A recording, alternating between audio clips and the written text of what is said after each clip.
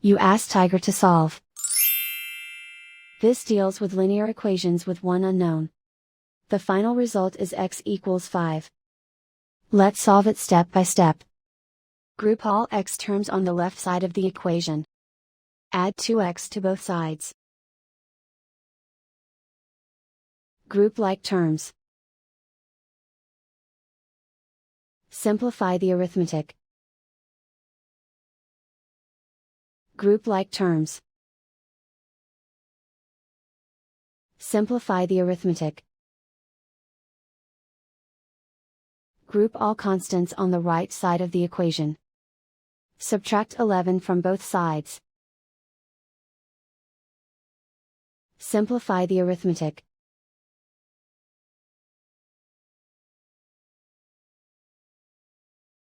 Isolate the x.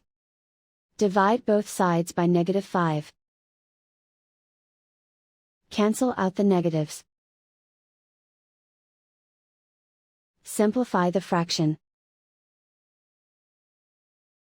Cancel out the negatives. Find the greatest common factor of the numerator and denominator. Factor out and cancel the greatest common factor.